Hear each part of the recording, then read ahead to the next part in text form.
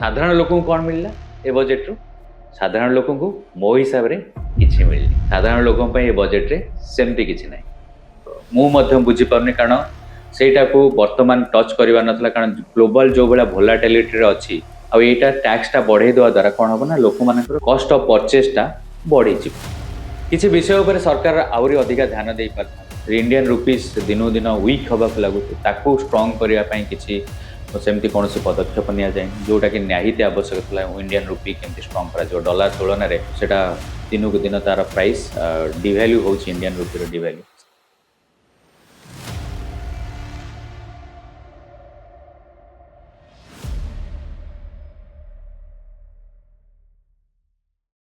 जय जगन्नाथ दर्शक बंधु आज पुणी गोटे नुआ दिन नुआ topic budget pass Nirmala Sitharaman नवम थर कंजिक्यूटिवली बजेट उपस्थापन करी बजेट रे एक्चुअली आम जे देखा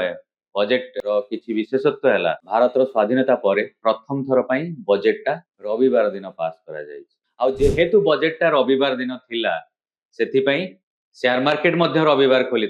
यहाँ भारत इतिहास रे द्वितीय थर जिते कि रविवार दिन शेयर मार्केट खोली जदि देखा जाए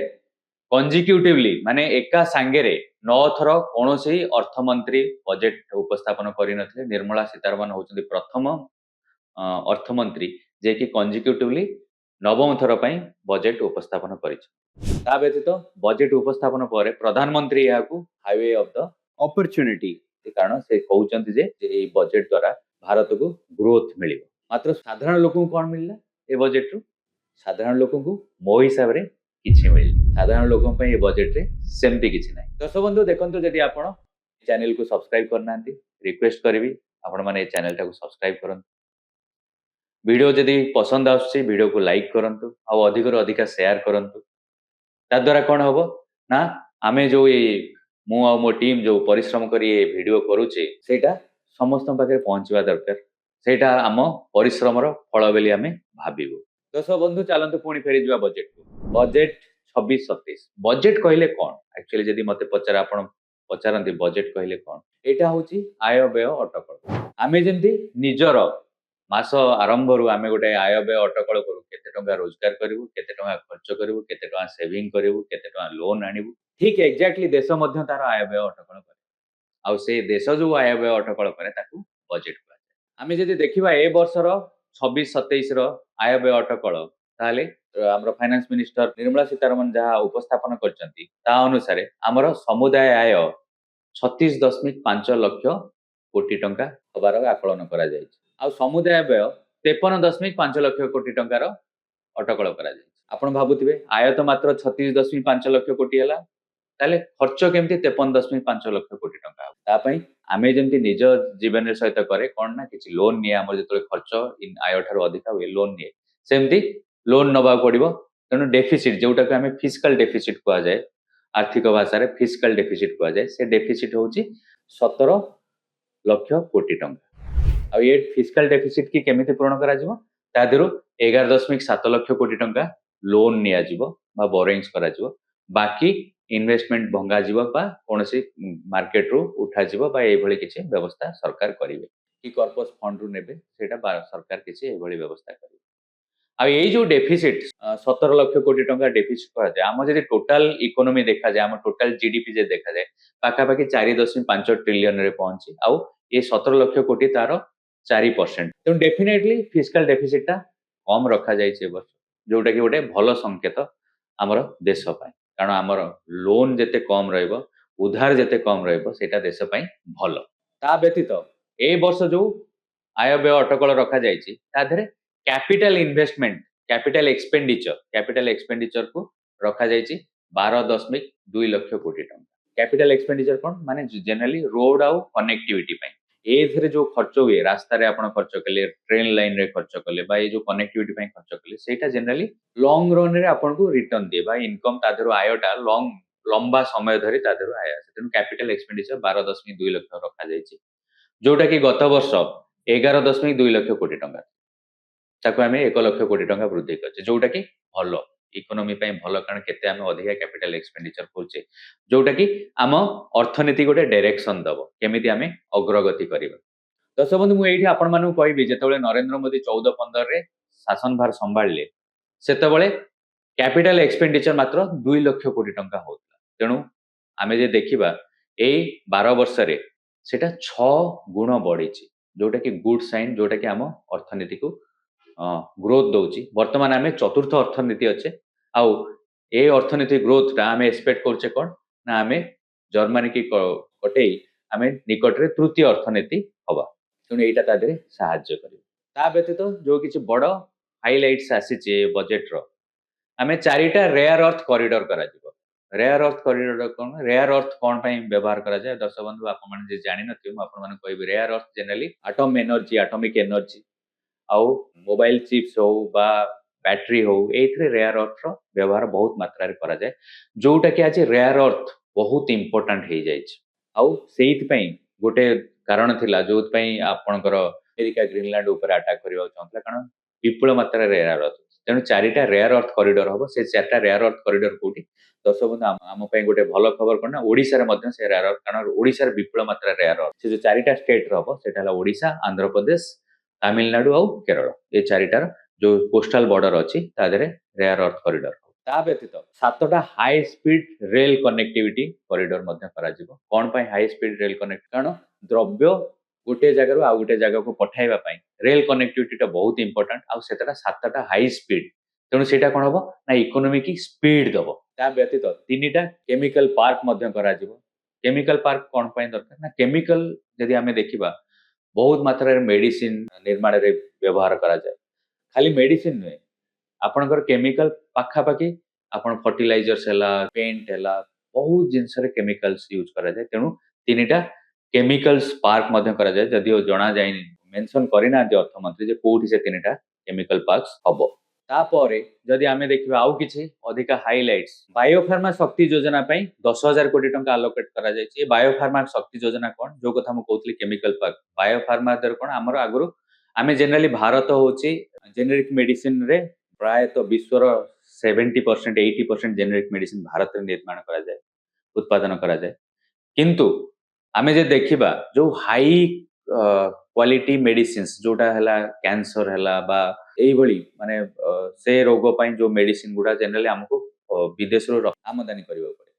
ଯୋଉ ବିଦେଶରୁ ଆମଦାନୀ କରିବାକୁ ପଡେ 10,000 କୋଟି ଟଙ୍କା ସରକାର ଆଲୋକେଟ କରିଛନ୍ତି ବାୟୋଫାର୍ମା ଶକ୍ତି ଯୋଜନାକୁ, ଯୋଉ ଦ୍ୱାରା କ'ଣ ହବ ନା ଭାରତରେ ରିସର୍ଚ୍ଚ ହବ କେମିତି ଆମେ ସେ ମେଡିସିନ ଗୁଡାକ ଯୋଉଗୁଡା କ୍ୟାନ୍ସର ହେଲା କି ବହୁତ କ୍ରିଟିକାଲ ଇଲନେସ ପାଇଁ ସେ ମେଡିସିନ କେମିତି ଭାରତରେ ଆମେ ଉତ୍ପାଦନ କରିବା, ତା ପାଇଁ ରିସର୍ଚ୍ଚ ହବ, ତା ପାଇଁ 10,000 କୋଟି। ବର୍ତ୍ତମାନ ଯଦି ଦେଖିବା ସାରା ବିଶ୍ୱରେ ଏଆଇ ଆସିବା ପରେ ସେମିକଣ୍ଡକ୍ଟର ପୁରା ଚାରିଆଡେ ଛାଇ ରହିଛି। ଆମେ ସବୁବେଳେ ସେମିକଣ୍ଡକ୍ଟର ନାଁ ଶୁଣୁଛେ। ସେମିକଣ୍ଡକ୍ଟର 2.0 ପାଇଁ ସରକାର 40,000 କୋଟି ଟଙ୍କା ଆଲୋକେଟ କରିଛନ୍ତି। ତା ବ୍ୟତୀତ ଆମେ 2070 ସୁଦ୍ଧା କାର୍ବନ ଏମିଶନ ଆମର ଜିରୋ କରିବାକୁ ଆମେ ଚେଷ୍ଟା କରୁଛୁ। ତେଣୁ ସରକାର ଗୋଟେ ଯୋଉ ପରିବେଶର ସୁରକ୍ଷା ପାଇଁ ଆମେ ଚେଷ୍ଟା କରୁଛୁ ଯେ ସରକାରଙ୍କର ଟାର୍ଗେଟ ଅଛି, ଲକ୍ଷ୍ୟ ଅଛି ଯେ 2070 ସୁଦ୍ଧା ଭାରତ ଜିରୋ ଏମିଶନ କରୁଥିବ, ମାନେ ଆମେ ବାୟୁମଣ୍ଡଳକୁ କୌଣସି ଅଙ୍ଗାରକାମ୍ଳ ଛାଡୁ ନଥିବା। ତେଣୁ ସେଥିପାଇଁ CCUS, carbon capture utilisation and storage, ତା ଉପରେ କାମ ହବ, ଆଉ ତା ଉପରେ ରିସର୍ଚ୍ଚ ପାଇଁ 20,000 କୋଟି ଟଙ୍କା ଆଲୋକେଟ କରାଯାଇଛି। ଏଇଟା ଗୋଟେ ପାଥ ବ୍ରେକିଂ ହବ, କାରଣ ଆମେ ପରିବେଶ ଯଦି ଦେଖାଯାଏ ଆମେ ପରିବେଶର ସେତେ ଧ୍ୟାନ ଦଉନେ। ତେଣୁ ଏଇଟା ଗୋଟେ ସରକାରଙ୍କର ବହୁତ ଭଲ ପଦକ୍ଷେପ। ତା ବ୍ୟତୀତ ଆମର ପ୍ରଡକ୍ସନ ବଢେଇବା ପାଇଁ, ଆମର ଏମଏସଏମଇ କି ବୁଷ୍ଟ ଦେବା ପାଇଁ ଏମଏସଏମଇ କୁ 40,000 କୋଟି ଟଙ୍କା ଆଲୋକେଟ କରାଯାଇଛି। କାରଣ ଆମ ଜେନେରାଲି ଆମ ସର୍ଭିସ ଯୋଉଟା କି ଆମର ଆସିଥିଲା ଇକୋନୋମିକ ସର୍ଭେ, ତା ଦେହରେ ଦର୍ଶାଇଥିଲେ ଯେ ଆମ ସର୍ଭିସ 13.8% ଗ୍ରୋଥ କରୁଥିଲା ବେଳେ 13.7% ଗ୍ରୋଥ କରୁଥିଲା ବେଳେ ମ୍ୟାନୁଫ୍ୟାକ୍ଚରିଂ 7% ଗ୍ରୋଥ କରୁଛି। ତେଣୁ ମ୍ୟାନୁଫ୍ୟାକ୍ଚରିଂ ବୁଷ୍ଟ ଦେବା ପାଇଁ ଆମେ ଏମଏସଏମଇ କ'ଣ କରାଯାଇଛି ନା ଏମଏସଏମଇ ପାଇଁ 40,000 କୋଟି ଟଙ୍କା ଆଲୋକେଟ କରାଯାଇଛି। ତା ସହିତ ଆହୁରି ଗୋଟେ କ'ଣ ସାମର୍ଥ 2.0 ଅଣାଯାଇଛି, ଯୋଉ ଦ୍ୱାରା ସ୍କିଲ୍ଡ ଲେବର ଆଭେଲେବୁଲ ହେବେ, ଯୋଉଟା କି ଆକ୍ଚୁଆଲି टेक्सटाइल की बहुत हेल्पफुल हम टेक्सटाइल इंडस्ट्रीज कौन पे बर्तमान टेक्सटाइल इंडस्ट्री ऊपर गवर्नमेंट रो फोकस आसे, कारण आमे जेहेतु ईयू ट्रेड यूरोपियन यूनियन सहित फ्री ट्रेड एग्रीमेंट साइन करिचे, तेणु टेक्सटाइल इंडस्ट्री हमरो प्रोडक्शन 4 गुणा बढ़िबो बोली आमे एक्सपेक्ट करा जाउची। जे जो 4 गुण बढ़ेबा पई तेणु सामर्थ 2.0 जोटा तांको सहज सामर्थ 2.0 प्रोग्राम अना जाइछि। आ एटा एमएसएमई सहित मिसिकरी काम करिवो। तेणु 40,000 कोटी टंका एमएसएमई की दिया जाइछि ता व्यतीत आउ जदि किछि आमे देखिबा गुरुत्वपूर्ण निर्णय निया जाइछि सेटा गोटे हला आपण जो ड्यू डेट थिला income tax filing due date तार लास्ट डेट आगुरु आगुरु रखा जाइतला 31 डिसेंबर सेटा 31 मार्च को निया जाइछि आउ गोटे हला जो नॉन ऑडिट केसेस गुडा जोटा जोठी आपणकर इनकम 1 कोटी रु कम रहउछि नॉन ऑडिट केसेस गुडा रहउछि सेल्स केस रे इनको 1 कोटी रु कम बा सर्विस केस रे जो non taxable non tax audit गुडा रहउछि से केस रे कोन ना ड्यू डेट आगुरु जुलाई 31 थिला वर्तमान सेटा अगस्त 31 रखा जाइछि तेणु जो माने जनरली सैलरीड रहले से मानक पई फाइलिंग रो ड्यू डेट हबो अगस्त 31 तारिख ता व्यतीत आउ किछि टीसीएस रे टैक्स कलेक्टेड एट सोर्स रे चेंजेस आछि से टैक्स कलेक्टेड एट सोर्स कोन हला ना जनरली आगुरु अल्कोहल बा तेंदुपत्र ए सब थरे आगुरु जे बिकुथला से कोन कोथला ना 1% टीसीएस काटी के रखुथला मात्र वर्तमान से टीसीएस टा 1% रु बढ़ई 2% कर दिया जाय आउ गोटे केस रे टीसीएस कमे दिया जाय सेटा हला जदि आपण एजुकेशन पई बा हेल्थ पई आमे आगुरु जेतले बाहर को पैसा पठाउतले किछि फॉरेन करेंसी रे फॉरेन कंट्री के आमे पैसा पठाउतले ताले जनरली हमको 5% रु 5% हमको टीसीएस काटी के रखियो पड़तला जोटा कि वर्तमान सेटा 5% रु कमेई करी 2% कर दिया जाय तेनु एजुकेशन पई जो पिला माने एजुकेशन तांको गोटे बूस्ट मिलियो फॉरेन एजुकेशन पई गोटे बूस्ट मिलियो कम पैसा काटी के रखियो पड़ियो आउ तृतीय केस हला जो माने पैकेज डील नै करी फॉरेन बुलिवा को जाउतले तांको पई गोटे भलो सिस्टम रो माने टीसीएस टा कमे दिया जायछि जोटा आगुरु दुईटा थिला 10 लाख रु कम थिला आपन को 5% टीसीएस काटिया पड़तला 10 लाख रु अधिक हला आपन 20% टीसीएस काटिया पड़तला वर्तमान सेटा मध्यम कमे करी 2% कर दिया जायछि तेनु फॉरेन विजिट पई लोक माने जो माने आगुरु 5 रु 20% पर्यंत टीसीएस काटथिले travel tours and travel company गुडा एडिशनल आपण ठार चार्ज करि नउथिले से माने मात्र 2% आपण मान ठार एडिशनल नेबे जोटा कि आपण पई बढ़िया हबो माने जदि आपण किछि फॉरेन कंट्री बुलिया को चाहू ता व्यतीत आउ गोटे चेंज करा जायछि टैक्स रेट जेतले आगुरु बायबैक ऑफ शेयर करा जाउतला सेटा को हमें जनरली इनकम टैक्स डिपार्टमेंट ता डिविडेंड हिसाब रे नउतला जोटा कि वर्तमान कैपिटल गेन हिसाब रे निया जिवो तेणु सेटा गोटे चेंज आछि आउ गोटे हला यदि क्लाउड कंप्यूटिंग डाटा सेंटर रे कोनोसी फॉरेन कंपनी इन्वेस्ट करछंती से मानको 2047 पर्यंत कोनोसी टैक्स दवा पड़िबा ऑन पई क्लाउड कंप्यूटिंग डाटा सेंटर ऊपर एते इंपोर्टेंस कारण वर्तमान पर्यंत भारत रे कोनोसी क्लाउड कंप्यूटिंग डाटा सेंटर नै सबु जाक हमरो जतिक जाक डाटा अछि सेटा जाईकरी अमेरिका रो क्लाउड कंप्यूटिंग सेंटर रे सब सेव होछि जे तेणु डाटा रिस्क रहउछि जोटा को कमेबा पई वर्तमान से रिस्क मिटिगेट करबा पई भारत रो मध्य सेही भली क्लाउड कंप्यूटिंग डाटा सेंटर दरकार आ जदि कोनोसी फॉरेन कंपनी भारत रे से क्लाउड कंप्यूटिंग डाटा सेंटर खोलुचंती ताले 2047 पर्यंत ताको कोनोसी टैक्स दबा को पड़िबो नाही ता व्यतीत सर्विस सेक्टर सबले भारत आगे रहिछि सर्विस सेक्टर मात्र 2047 जेतले हमें कहूचे विकसित भारत कथा होचे तेनु 2047 सुधा टोटाल विश्वर जेते सर्विस तार भारत केमती 10% रप्तानी करिवो सर्विस सेक्टर 10% कंट्रीब्यूट करिवो ता पई मध्य अर्थमंत्री निर्मला सीतारमण मध्य ए बजेट रे उल्लेख करचंती ता व्यतीत आउ गोटे हेल्थ केयर हमें जे देखिबा हेल्थ केयर रे आयुष कहले कोन हला ता फुल फॉर्म आयुष रे आयुर्वेद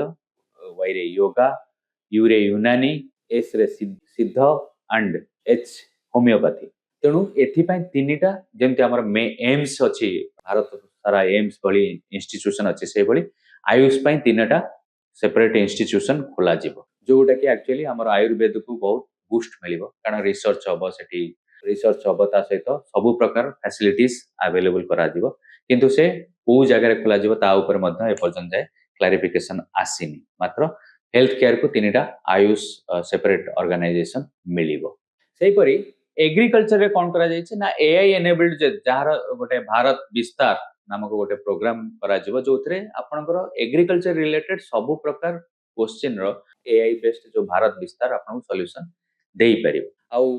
आजिरो जुग जे देखा जाय यूट्यूब रो जुग कंटेंट क्रिएशन रो जुग तेणु सेटा मध्य सरकार अनुभव करछन तेणु से कोन करछन्ती ना स्टूडेंट मानक पई गोटे नुआ जो स्कूल मानक 1500 स्कूल आ 500 कॉलेज रे सरकार कौन करछन ना एवीजीसी प्रोग्राम गोटे इंट्रोड्यूस करछन्ती से एवीजीसी रे कौन एवी रे ए रे एनिमेशन बी रे विजुअल्स सी रे गेमिंग सी रे रहला आपनकर कंटेंट क्रिएशन या पई कौन हबो ना 1500 स्कूल रे आ 500 कॉलेज रे लैब स्थापन करा जिवो जो द्वारा कौन हबो ना हमर जो नेक्स्ट जनरेशन आछे कारण वर्तमान कंटेंट क्रिएशन रो जुग कंटेंट जेते क्रिएट हबो लोक माने सेते अवेयरनेस बढ़िबो तेणु लोक स्टूडेंट माने कौन करिवे ना एइथरे एडिटिंग एनिमेशन एगुडा कंटेंट क्रिएशन आ ऊपर सेठी स्टूडेंट माने शिक्षा लाभ करिवे तेणु एटा गोटे भल योजना स्टूडेंट मानक पई सरकार आनी तेणु एई केतेटी योजना ए बजेट रे अछि वर्तमान जदि आपण पचारंती जे कॉमन मैन पई कोन मिलला दर्शक बंधु मुझे कहबी कॉमन मैन ऑलरेडी सरकार गत वर्ष तांकर इनकम टैक्स स्लैब रेट को 12% 12 लाख पर्यंत नहीं जाइथिले जोटी 12 लाख पर्यंत आपन किसी टैक्स दवा पड़िबा आउ दिवाली रे मध्य जीएसटी के रिफॉर्म करी जो चारिटा रेट थिला ताको कमे करी दुईटा रेट कर देथिले 28टा 5% आउ 18% दुईटा रेट रहितला तेणु ता द्वारा ऑलरेडी कॉमन मैन बहुत लाभवान होइचन आउ वर्तमान किछि मते लागुनी सरकार को पाखरे स्कोप थिला कॉमन मैन पई किछि करिवा पई तेनु कॉमन मैन पई टैक्स रेट रे कोनोसी चेंजेस आसिनी जोटा कि कॉमन मैन सब बेले एक्सपेक्ट करे किछि नुवा टैक्स नुवा नुवा स्लैब नुवा किछि इनकम माने नुवा सेंसन मिलु तो दैट कोन ना कॉमन मैन हाथ रे किछि पैसा रहइबो अधिका पैसा रहइबो खर्च करिया दर्शक बंधु ताहले शेयर मार्केट काई एते डाउन हैला क्रैश हे गला खाली इनफैक्ट बजेट आसिया पर शेयर मार्केट क्रैश हे गला तार मुख्य कारण हला जो सिक्योरिटी ट्रांजैक्शन टैक्स ता सरकार बढ़ाई देले आगरो जनरली फ्यूचर्स ऊपर मात्र 0.02% टैक्स हला सेटा बढ़ाई के 0.05% कर दिस जोटा ऑलमोस्ट लाइक 2.5% 2.5 टाइम्स से बली ऑप्शन एग्जिट रे 0.13% थला सेटा मध्ये बढ़ाई के 0.15% कर दिस जेहेतु सिक्योरिटी ट्रांजैक्शन टैक्स ता बढ़ी गला ता माने आपण जो शेयर मार्केट रे जो फ्यूचर रे जो किना बिका करिवे आपनकर कॉस्ट ता बढ़ी छ आउ एही न्यूज आसीबा परे शेयर मार्केट धरास करी क्रैश सेटा डेफिनेटली मते मु मध्ये बुझी परनी कारण सेटा को वर्तमान टच करिवा नथला कारण ग्लोबल जो बेला वोलेटिलिटी रे अछि सेटा हमको कारण लोक माने मोस्टली शेयर मार्केट रे इन्वेस्ट करछन्ती कारण से माने ताको सेफ भाबुतले आ एटा टैक्स ता बढ़े दवा द्वारा कोन हबो ना लोक मानकर कॉस्ट जो कॉस्ट ऑफ परचेज ता बढ़ी छ किछि विषय ऊपर सरकार आउरी अधिका ध्यान देई परथान जथा प्राइस इंडियन रुपी रो फ्लक्चुएशन इंडियन रुपीस दिनो दिन वीक हबा लागु ताकू स्ट्रांग करिया पई किछि सेमति कोनोसे पदक्षेप निया जाय जोटा कि न्याहित आवश्यक थला इंडियन रुपी केमति स्ट्रांग करा जो डॉलर तुलन रे सेटा दिनो को दिन तार प्राइस डिवैल्यू होछि इंडियन रुपी रो डिवैल्यू ता ऊपर डेफिनेटली किछि पॉलिसी आनी परथानते सरकार सेटा ता ऊपर किछि हेलानी आउ एग्रीकल्चर ऊपर मध्य आमे जेहेतु 70% लोक अछंती भारत रो 70% लोक एग्रीकल्चर ऊपर डिपेंडेंट सेमते एग्रीकल्चर ऊपर सेमते आखि दृष्टि किछि आसिनी तेणु ए केतोटी विषय ऊपर सरकार मध्य ध्यान देई पारि थान दर्शक बंधु तथापि आपण ए बजेट विषय कोन भाबुचंती आपण को मतामत कोन निश्चय जणाइबे यदि आपण पाखरे किछि नुवा इन्फॉर्मेशन अछि हमहु जणाइबे